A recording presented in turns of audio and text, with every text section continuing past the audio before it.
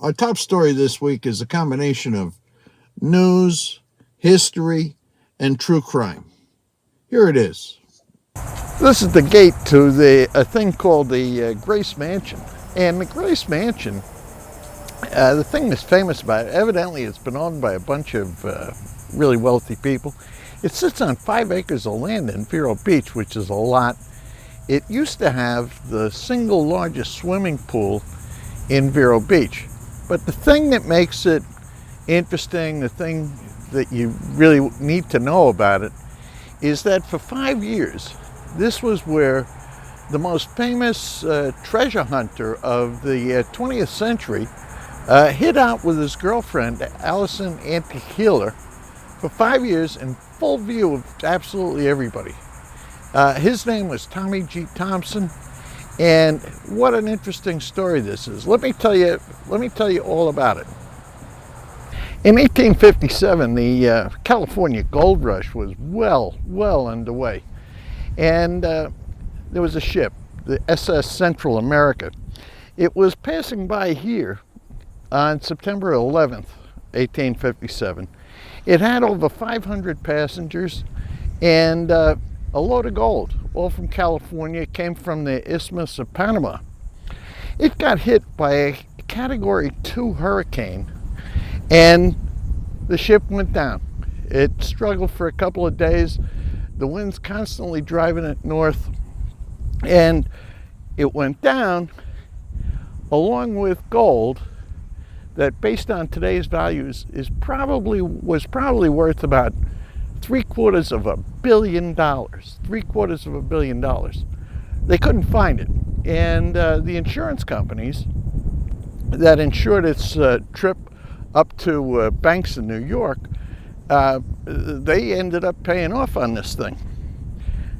It wasn't found until 1988 by this man, Tommy G. Thompson, the guy who lived for a while hiding in the Grace Mansion. Now let me tell you what happened and what made Tommy G. Thompson, quite frankly, notorious.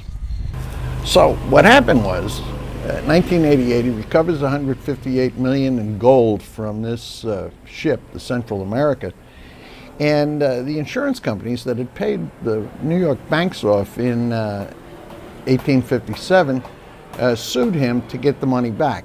It didn't go that well for the banks. Thompson and his backers were allowed to keep 92.6% of the gold that he recovered, the $158 million or so.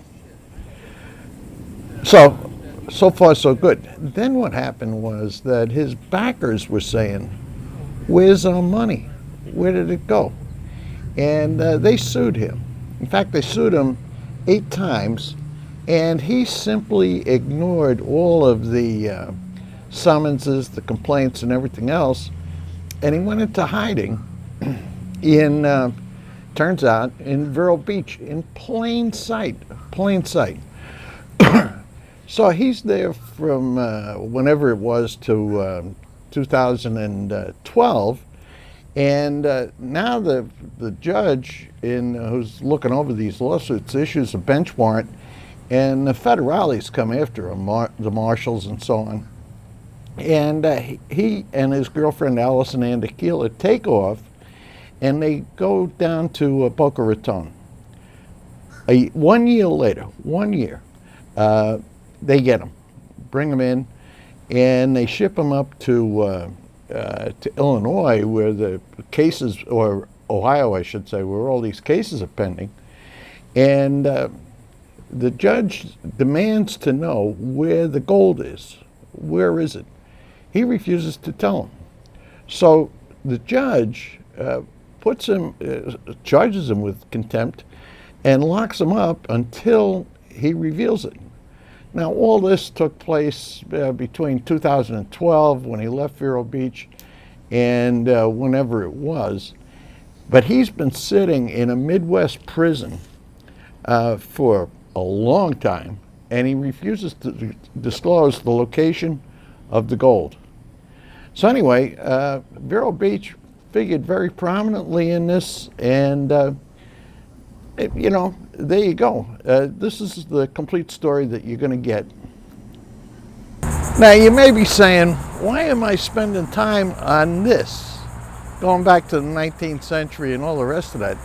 Well, the reason is that in the last week or so, TV crews from the BBC and National Geographic were down here filming a special on Central America and Tommy G. Thompson. Now, it'll be on next year. I'm doing this so that if you want to, you can watch it. But if you don't, you know all there is to know about it, and you can save time on that.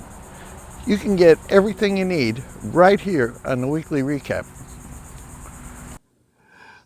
I'll tell you what, I probably will watch this documentary on, National Geographic or BBC, wherever it shows up.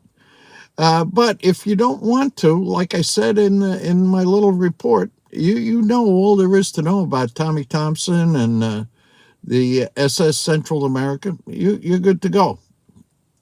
Now, our next story is also certainly a local news thing, but I think it's important for any of you who are drive on I-95. I'm out on Oslo Road. That behind me, that's the overpass for I-95. And big news in Vero Beach. What they've done is to finally approve a new exit here from I-95 to Oslo Road. Now, why is that important?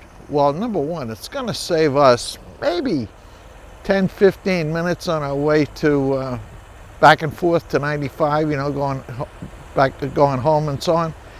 And what they're going to do is they're going to expand Oslo Road to 4 lanes, a half a mile in either direction. Now, the thing you have to know is that the idea for this came up about, 20 years ago. The plans were submitted in 2016. Now it's 2023. It's finally been approved, and it's going to take until 2027 to finish this. But it's certainly something to look forward to. I sure am.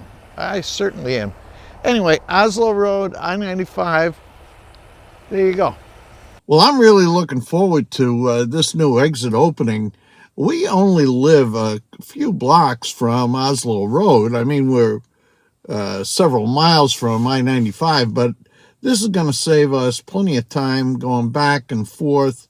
Really looking forward to it. Well, that's my report for this week. Next week, you can anticipate that I'm going to be reporting on Morristown news. We're heading up there, and really looking forward to it. It's taken us a long time to get out of Florida, but we're going, and I'll see you next week. In the meantime, all of you, take care.